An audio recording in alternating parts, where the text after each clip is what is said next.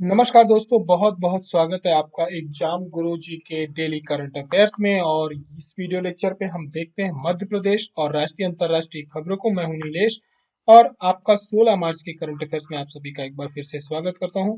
और current affair की शुरुआत हमेशा की तरह एक अच्छे विचारों के साथ। सागर की अपनी क्षमता है पर मांझी भी कब थकता है। कुल मिलाकर के ये शिवमंगल सिंह सुमन की कविता से लिया गया अंश है। सागर की भी अपनी एक क्षमता होती है, यानी हमारे जो आगे के हमारी एक तरह से बोले कि कठिनाइयां होती हैं या हमारे जो बहुत बड़े बड़े लक्ष्य होते हैं वो जो हमें सागर की तरह दिखते हैं, उसकी भी अपनी एक क्षमता है। लेकिन उस सागर को जो पार करने वाला मांझी होता है, या आप ये कहें कि जिसे उसे पार करना होता है, उसे कभी भी नहीं थकता, क्योंकि वो अपने उद्देश्य के प्रति कि मुझे उस सागर के पार जाना है, उसका लक्ष्य निश्चित होता है और उसके लिए वो लगातार इन दो पतवारों के माध्यम से प्रयास करता रहता है। ठीक इसी प्रकार से कुछ परीक्षाएं हैं, लेकिन जीवन बहुत बड़ा होता है। हमें उसके लिए उस एक सागर को पार करने के लिए हमें भी कभी नहीं थकना है। बस धीरे धीरे इस नाविक की तरह धीरे धीरे चलते रहना है और एक दिन हम सागर पार कर लेंगे। लाइफ ऑफ पाई, आपने एक मूवी देखी होगी, लाइफ ऑफ पाई। इरफान खान की बिलेटेड इरफान खान की ये मूवी, यदि नहीं देखे हैं तो एक बार जरूर देखें। बिल्कुल इसी इन्हीं दो पंक्तियों पर पूरी की पूरी वो मूवी है और बहुत ही अच्छी फिल्म है। एक बार देखिएगा जरूर समय निकाल करके, आपको मजा आ जाएगा। शुरुआत करते हैं पिछले दिनों के रिवीजन के साथ। मध्य प्रदेश का करंट अफेयर्स जो पूरा ईयरली होता है वो अपडेट कर दिया गया है। और थोड़ा सा वॉइस को लेकर के इशू था वो, अब मैं अगली बार देख लूंगा फिर से, क्योंकि माइक सेट करना मुझे आता नहीं है, लेकिन मैं सीख लूंगा उसको भी। और आप सभी के लिए वो पीडीएफ टेली, कुछ लोगों ने पूछा था कि पीडीएफ कहाँ मिलेगी उसकी, तो पीडीएफ टेलीग्राम चैनल पे डाल दी गई। सभी हमेशा की तरह टेलीग्राम चैनल पे पीडीएफ रहती है, आप वहां से डाउनलोड कर लिया करें और अपने खुद के नोट्स भी बना लें। करंट अफेयर्स के वन लाइनर जो आपको याद रखने का एक तरीका होता है। बिना सेल्फ नोट्स के आप एग्जाम नहीं निकाल सकते, चाहे आप दुनिया की कोई भी चीज कर लो। ठीक है। हाल ही में किस देश ने सिलिकॉन वैली को बंद किया? ये एक बैंक है, एसबीबी बैंक। इसको थोड़ा सा खबरों में बनी रहेगी। और अभी एक आध बैंक और भी बैंक बंद होने वाले हैं अमेरिका के। ये अमेरिका का कैलिफोर्निया पे बैंक है, सिलिकॉन वैली नाम है। और बेसिकली ये जो बैंक है, ये जो स्टार्टअप्स होते थे उनको यदि एक बार हो सकता है आपसे पूछ लिया जाए तो ध्यान रखना कि ये जो स्टार्टअप्स होते हैं उनकी फंडिंग करता था ये बैंक। और इस वजह से क्या हुआ कि एक हवा चली कि ये बैंक डूबने वाला है, लोगों ने एकदम से क्या हुआ अपना पैसा निकालना शुरू कर दिया, तो ये बैंक डूब ही गया। विश्व का सबसे ऊंचा रेल स्टेशन प्लेटफॉर्म किस देश में स्थित है? सॉरी, लंबा, वो भारत पर है। भारत में कौन सा है? हुगली का है, कर्नाटका पे। नाटू नाटू गीत अभी हाल ही में ऑस्कर जीता है। साथ ही मैंने आपको बताया था एक एलिफेंट मूवी है, उसको भी जरूर देखिएगा। रघु की नेटफ्लिक्स पर उपलब्ध है और हिंदी में भी है, तो आप जरूर देखिएगा उसको। एम किरवानी के द्वारा इसको कंपोज किया गया। दोहा में ट्रैप निशानेबाजी में भारत के पृथ्वीराज तोंडाईमन है, इन्होंने रजत पदक सॉरी कांस्य पदक जीता है। हाल ही में किस देश की संसद ने तो ली कियांग चाइना के प्रधानमंत्री बने हैं। हो सकता है सरप्राइज क्वेश्चन आपको पीएससी परेशान करने के लिए ये पूछ ले, क्योंकि शिंजो आबे और आपके सॉरी शिंजो आबे तो चले गए। इसके अलावा आपके जो चाइना के वर्तमान राष्ट्रपति हैं उनके बारे में कई बार हम लोगों को नाम उनकी याद है, लेकिन ली कियांग का नाम याद नहीं रहता है, तो थोड़ा सा ध्यान रखेंगे। मध्य प्रदेश के करंट अफेयर्स में अभी एमओयू साइन हुआ है डब्ल्यूआरआई के साथ, एप्को का। सरकार के प्रत्येक जिले में 75 अमृत सरोवर बनाने हैं। अमृत सरोवर नाम रखा गया है, अमृत वर्ष है इसलिए। लोक सेवाओं की प्रदान जो गारंटी अधिनियम है उसमें हमारे 48 सेवाएं आती हैं। ठीक है। विभाग जो आते हैं 48 डिपार्टमेंट है, उनकी अलग अलग सेवाएं हैं और 696 के लगभग सेवाएं हैं जिनको आपको लोक सेवा गारंटी उसके अंतर्गत मिलती है। माड़ीखेड़ा जल विद्युत गृह है, इसने भी रिकॉर्ड बना है, ये काली सिंधु नदी पर बना हुआ है। और एक कमेटी गठित करी गई है, पन्ना बुंदेलखंड से जुड़ा हुआ है। ठीक है। तो आप इसको याद रखेंगे कि एक बार पूछ भी लिया जाए तो ये कहाँ परिषद काम करती है, तो बुंदेलखंड क्षेत्र के लिए, जहाँ पे केन बेतवा लिंक से रिलेटेड ये पूरी की पूरी एक कमेटी गठित करी है, ताकि वहाँ पे जो भी उसका फंड है वो सही जगह पे लगे। ठीक है। मध्य प्रदेश के करंट अफेयर की शुरुआत करने से पहले आपको जानकारी दे देते हैं कि यदि आप मेंटरशिप प्रोग्राम ज्वाइन करना चाहते हैं तो आप ज्वाइन कर सकते हैं। एग्जाम गुरुजी के ऐप प्ले स्टोर से डाउनलोड करना है, डायरेक्ट ज्वाइन कर सकते हैं। ज्यादा जानकारी के लिए वीडियो के नीचे नंबर दिए गए, वहां पे आप संपर्क कर सकते हैं, व्हाट्सअप कर सकते हैं। आज का प्रश्न, पहला प्रश्न ये रहा कि निम्न में से कौन वंदे भारत एक्सप्रेस का संचालन करने वाली एशिया की पहली महिला लोको पायलट बनी है? तो वो बनी है सुरेखा यादव जी। और ये पहली बार पहली महिला नहीं बनी है, इसके पहले भी इन्होंने रिकॉर्ड बनाए हुए हैं। ये पहली महिला लोको पायलट है। जो भारत की semi high speed Vande Bharat train को क्या करेंगी, संचालित करेंगी। और इन्होंने सोलापुर स्टेशन से छत्रपति शिवाजी महाराज टर्मिनल, जो सीएसटी स्टेशन कहलाता मुंबई का, वहां तक किया है। और भारत एक्सप्रेस की पहली महिला लोको पायलट जो है मध्य रेलवे का, ये पहले भी, इसके पहले वो कीर्तिमान स्थापित कर चुकी हैं। ये सतारा की रहने वाली हैं। 1988 में भारत की पहली महिला ट्रेन ड्राइवर भी यही रही हैं। तो दोनों चीजों में वंदे भारत भी पहली महिला है और साथ में पहली महिला ट्रेन ड्राइवर भी रही हैं। और इन्हें, इसके अलावा इन्हीं उपलब्धियों के कारण इन्हें बहुत सारे पुरस्कारों से पुरस्कृत किया जा चुका है। मुमताज काजी हैं, जो एशिया की पहली उपनगरीय मोटर महिला होने का इनको गौरव मिल चुका है। और ये भी मुंबई और कल्याण के बीच छत्रपति शिवाजी टर्मिनल के बीच चलने वाली महिलाओं की ट्रेन, विशेषकर K99 ट्रेन का इन्होंने संचालन किया था। लोकल ट्रेन है वहां की, उसका संचालन इन्होंने किया था। निम्न में से किसे भारत की सी चेंजेस क्लाइमेट की राजदूत नियुक्त किया गया है? ये भारत की हैं श्रेया घोड़ावत। इनको अभी शी चेंजेस क्लाइमेट, ठीक है, इसका क्या किया गया है, राजदूत नियुक्त किया गया है। और वो ये है, ठीक है। और इनको अंतरराष्ट्रीय महिला दिवस पे एक वैश्विक गैर लाभकारी संगठन है एम्ब्रेसी इक्विटी, इन्होंने एक क्या करी, एक पहल शुरू करी है जो जलवायु परिवर्तन पर काम करता है और उसके बारे में लोगों को जागरूक करती हैं और जलवायु परिवर्तन से महिलाओं को ये जोड़ती हैं। तो संयुक्त राष्ट्र महिला के अनुसार जो महिला के अनुसार 150 से अधिक देशों में ऐसे कानून है जो महिलाओं के खिलाफ भेदभाव करते हैं। आगे की तरफ बढ़ेंगे, बात करें प्रश्न क्रमांक 3 की विश्व उपभोक्ता अधिकार दिवस कब मनाया जाता है? तो ये प्रतिवर्ष 15 मार्च की तारीख को मनाया जाता है, विश्व उपभोक्ता दिवस। ठीक है। और इसका उद्देश्य लोगों को अपने अधिकारों के बारे में, हम लोग कंज्यूमर होते हैं, हमने ऑनलाइन शॉपिंग करी, ऑफलाइन शॉपिंग करी, हम सभी के अधिकार होते हैं जिसके बारे में हम लोग जागरूक नहीं होते। कई बार हमें क्या कर दिया जाता है, बेवकूफ बना दिया जाता है। तो इन्हीं अधिकारों के बारे में लोगों को क्या करना होता है कि अपडेट करने के लिए, उनको जानकारी देने के लिए दिवस मनाया जाता है। विश्व उपभोक्ता अधिकार दिवस 2023 का जो विषय था वो था स्वच्छ ऊर्जा संक्रमण के माध्यम से उपभोक्ताओं को सशक्त बनाना। और इसकी जो शुरुआत हुई थी, इसकी जो एक तरह से आपने नींव रखी थी, वो राष्ट्रपति थे अमेरिका के जॉन एफ कैनेडी। इन्होंने विश्व उपभोक्ता अधिकार दिवस के इतिहास में महत्वपूर्ण भूमिका निभाई थी और 15 मार्च 1962 को अमेरिकी कांग्रेस को एक विशेष संदेश भेजा था, जहां उन्होंने आधिकारिक तौर पर उपभोक्ता अधिकारों के मुद्दे को क्या किया था, संबोधित किया था। फिर यहीं से इसकी शुरुआत हो गई थी। हाल ही में सिप्री रिपोर्ट 2023 के अनुसार, यानी SIPRI रिपोर्ट 2023 के अनुसार, कौन सा देश विश्व का सबसे बड़ा हथियारों का आयातक है? तो वो है हम स्वयं भारत। ठीक है। अभी क्या हुआ, Stockholm international peace research institute यानी सिप्री ने 2023 की रिपोर्ट दी है, जिसमें 2022 में भारत विश्व का अग्रणी हथियार आयातक बन चुका है। हालांकि 2013-17 से 18-22 के बीच हथियारों के आयात में 11% की कमी आई है भारत में। फिर भी भारत में क्या है, इसमें अग्रणी है। और इसके बाद जो वैश्विक स्तर पर यदि आप हिस्सेदारी की बात करोगे, जो सबसे बड़ा सैन्य व्यय करता है वो अमेरिका है, इसके बाद रसिया है 16%, फिर फ्रांस है, फिर चाइना आ जाता है। ठीक है। और इसकी बात करें शिप्री की, तो ये एक NGO है और ये जो हथियार वगैरह होते हैं, इन सब निशस्त्रीकरण, इन सब केंद्रित पे अपनी अपनी एक रिपोर्ट देता है। स्थापना इसकी 6 मई 1966 को हुई थी और इसका जो मुख्यालय है वो सोलना है। इसके अध्यक्ष के बारे में आपसे पूछा नहीं जाएगा। आगे की तरफ बढ़ेंगे, बात करें प्रश्न क्रमांक 5 की, निम्न में से कौन विश्व बैंक के अगले अध्यक्ष होंगे? इसका चुनाव चल रहा है और जल्दी इसकी घोषणा कर दी जाएगी। तो वो कोई और नहीं है, अजय बंगा हैं। ये भारतीय अमेरिकी मूल नागरिक हैं। ठीक है। इनके पिताजी भारत में सैन्य उसमें सेना में थे, अलग अलग जगहों पे पोस्टेड रहे हैं। इसके पहले ये क्या है कि जो हम लोग का, आप लोग यदि कार्ड यूज करते हैं, ठीक है, क्रेडिट कार्ड, डेबिट कार्ड, तो आपने उस पे मास्टर कार्ड आपने देखा होगा लिखा हुआ, उसके पहले ये उसके CEO थे। साथ में इन्होंने वाइस प्रेसिडेंट जो कमला हैरिस हैं, इनके साथ इन्होंने कई कमेटियों पे काम किया हुआ है और अलग अलग डिपार्टमेंट्स में रहे हैं। अमेरिका इंडिया फाउंडेशन है, उसके अध्यक्ष के रूप में भी रहे। फिर वहाँ का जो चैम्बर ऑफ कॉमर्स है, वर्ल्ड का इंटरनेशनल चैम्बर ऑफ कॉमर्स, उसके भी महारथ अध्यक्ष रहे हैं। लेकिन बड़ी बात यह है कि 2016 में भारत सरकार ने बंगा को चौथे हमारे देश के सर्वोच्च नागरिक पद्मश्री से सम्मानित किया था। तो एक प्रश्न यहाँ से भी इनके बारे में बन सकता है। एक तो अध्यक्ष का तो बन ही सकता है, ठीक है, कि अजय बांगा है, लेकिन यदि ज्यादा घुमाना चाहेगा तो आपको यहाँ पे वो घुमा सकता है कि इनमें से कौन सा सम्मान दिया गया है। क्योंकि वो करंट में एकदम से नहीं पाए तो हो सकता है हमें क्लिक ना करे, लेकिन आप ध्यान रखना कि इन्हें पद्मश्री सम्मान से सम्मानित किया जा चुका है और ज्यादा दिन 2016 करंट की गवर्नमेंट ने किया था।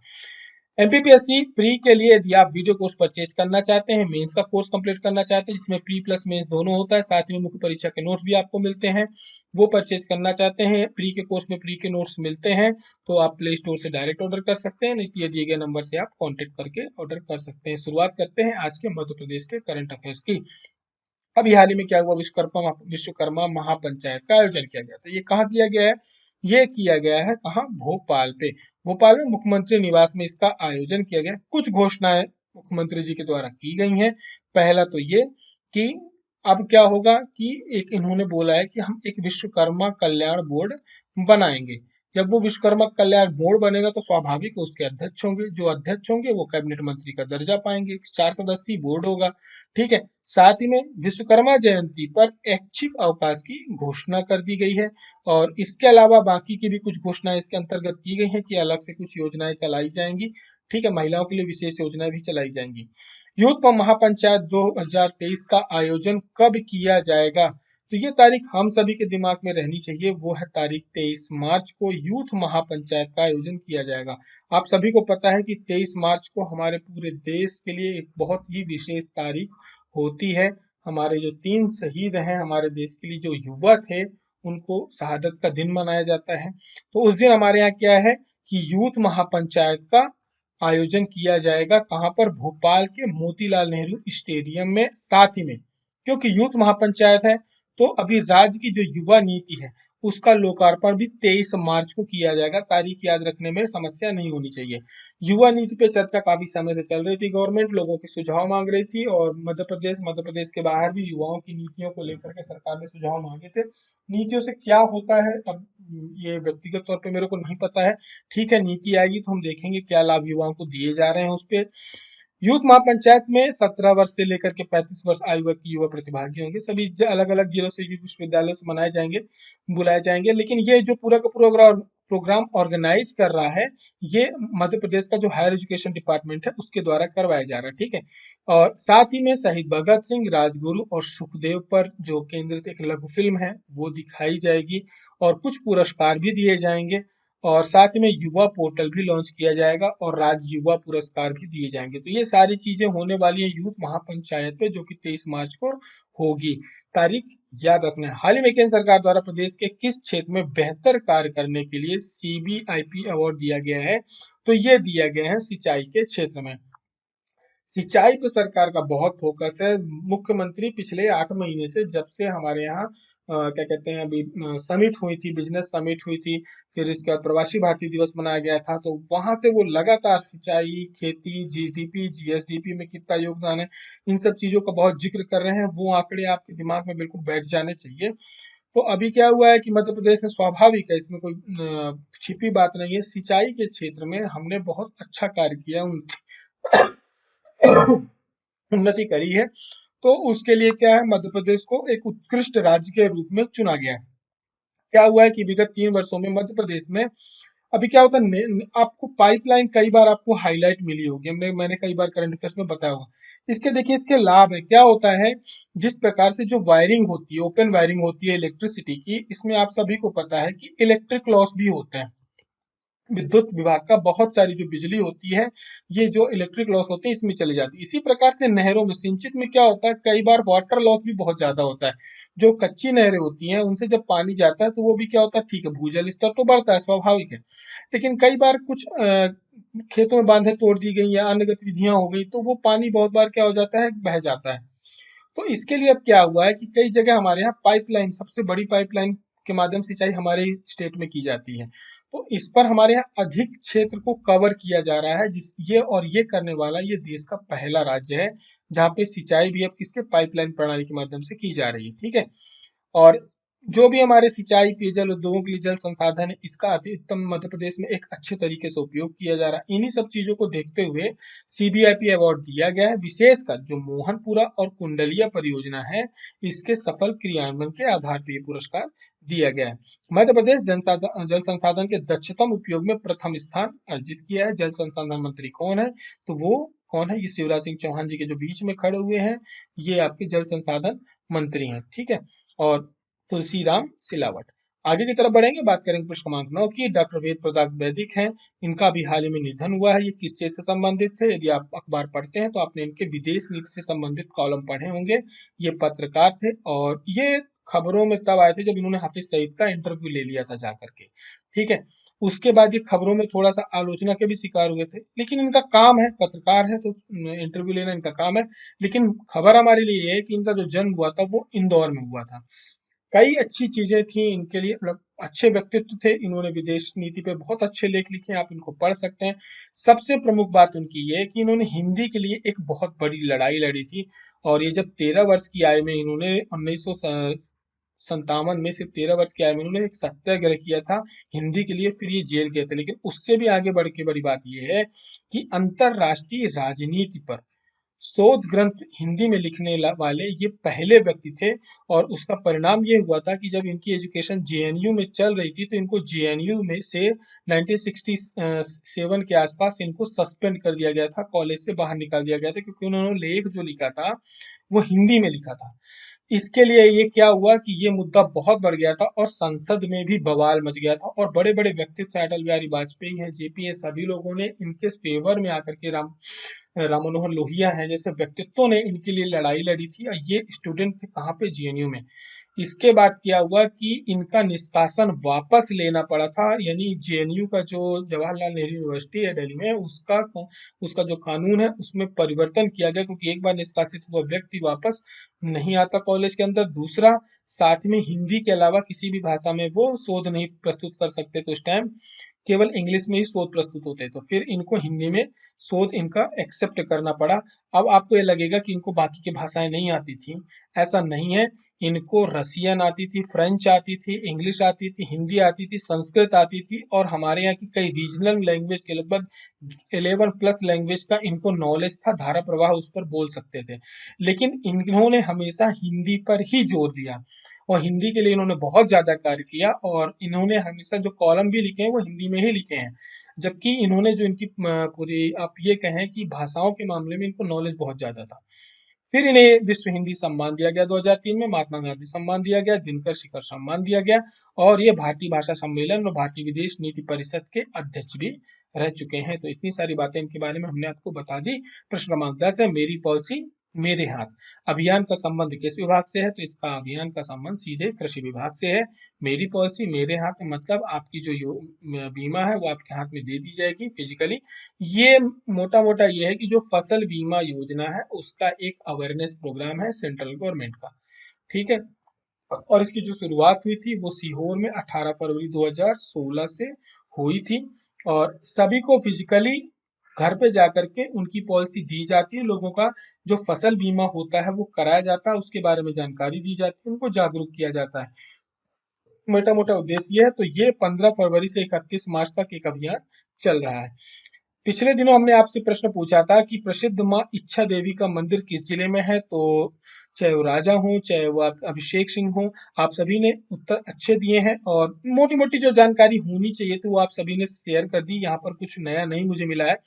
और ये बुरहानपुर में जो जगह है वहां पर है, महाराष्ट्र से लगा हुआ है। तो महाराष्ट्र से भी काफी लोग नवरात्रि के समय में यहाँ पे दर्शन करने आते हैं। तो उस इच्छावर उस जगह का नाम है, वो इच्छापुर उस जगह का नाम है, और माता के नाम से ही उस जगह का नाम रखा गया है। ठीक है, और इसका एक मराठा सूबेदार थे, उन्होंने इसका निर्माण कराया था, और ये महाराष्ट्र की सीमा पर है ही। और इसके अलावा बाकी का कुछ नहीं। चैत्र मास में जो अभी लगने वाला, हमारी नवरात्रि आने वाली है 22 तारीख से, तो नया वर्ष हमारे स्टार्ट होता है हिंदू समाज का। तो अब वो क्या है कि वहां पर उस समय एक बड़े मेले का आयोजन होता है। ठीक है, इसके अलावा अन्य माताओं की बात करो, आप यदि शक्तिपीठ हमारे यहाँ है तो बीजासन माता, यदि आपसे कभी पूछ लिया जाए कहाँ पे है तो ये सलकनपुर में है। भादवा माता कहाँ पे है मंदिर? ये नीमच में है। रतनगढ़ माता दतिया पे है। अचरू माता मंदिर पृथ्वीपुर, ये टीकमगढ़ में आता है, वहां पर है। माँ चामुंडा और तुलजा भवानी, ये दोनों एक साथ मंदिर है, ये देवास में है, इसको देवास टेकरी भी कहा जाता है। ठीक है, तो ये कुछ मंदिर और हैं जो देवी से जुड़े हुए हैं। आपसे यदि कभी पूछ लिया जाए तो आप इनको याद रखेंगे। पिछली बार मैंने शिव जी के जो मंदिर है जहाँ पे अक्सर आयोजन होते हैं उनकी लिस्ट आपको दी थी, ये इसकी दी है क्योंकि परीक्षाओं में मंदिर वगैरह के बारे में और मेले, ये हमारे सिलेबस में है और आपसे कई बार पूछ लिया जाता है। ठीक है, आज का करंट अफेयर खत्म करने से पहले आप सभी के लिए होमवर्क। बाघ सिंचाई परियोजना किन दो राज्यों की संयुक्त परियोजना है? इसके बारे में आपको बताना है और उस जहाँ पे ये परियोजना है उससे जुड़ी हुई आप कोई भी जानकारी, ज्यादा नहीं, 3 लाइनों में, जैसे आपने इस बार बहुत फैक्चुअल जानकारी शेयर करी उसी प्रकार से आपको जानकारी शेयर करनी है। जिनके आंसर अच्छे होंगे एग्जाम गुरु जी हार्ट देगा, जिनके आंसर राइट होंगे हमेशा की तरह लाइक देगा। आंसर जरूर कमेंट करना है। पीडीएफ टेलीग्राम चैनल से ज्वाइन आपको डाउनलोड कर लेना है। करंट अफेयर आपको पसंद आता है तो वीडियो शेयर करना नहीं भूलना है। मध्य प्रदेश का संपूर्ण ईयरली करंट अफेयर्स करा दिया है, आपको भटकने की जरूरत नहीं है। पीडीएफ टेलीग्राम चैनल पे डाल दी गई है, वहां से आपको डाउनलोड कर लेना है। करंट अफेयर कैसा लगता है कमेंट करके जरूर बताया कर, हमें आप मुझे आपका फीडबैक बहुत महत्वपूर्ण हो जाता है। कुछ कमी है तो उसमें हम सुधार करेंगे। बाकी यदि आप कोर्सेज ज्वाइन करना चाहते हैं तो ये एग्जाम गुरुजी के प्लेटफॉर्म से कर सकते हैं। हमारी और आपकी मुलाकात फिर अगले करंट अफेयर्स में होती है, तब तक अपना ध्यान रखें। जय हिंद, जय भारत।